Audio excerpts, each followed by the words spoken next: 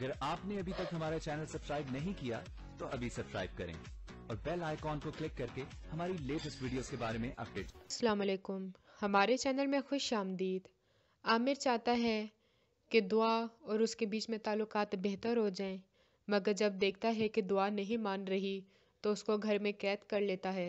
उसका बाहर निकलना और किसी से भी मिलना बंद कर देता है, जिस पे फारिया और मीरब दोनों ही परेशान हो जाते हैं। मीरब दुआ से मिलने के लिए घर आ जाता है तो आमिर का मुलाजिम आमिर को फ़ोन करके सारा कुछ बता देता है, जिस पे वो आके दुआ से लड़ता है कि तुम्हें शर्म नहीं आती, शादीशुदा हो के गैर मर्दों के साथ मिलती हो। तो दुआ बजाय शर्मिंदा होने के कहती है कि ये सिर्फ एक फ़न है, जिस पे आमिर उसका मुंह बंद करवा देता है।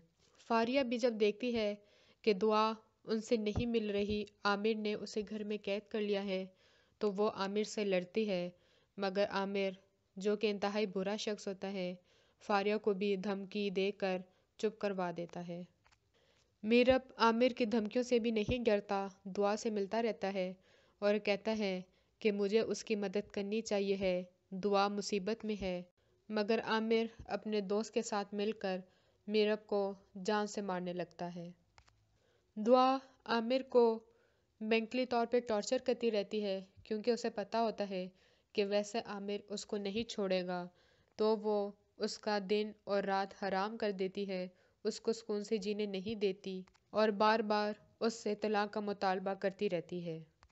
और आमिर भी उसकी इन हरकतों की वजह से परेशान रहने लगता है।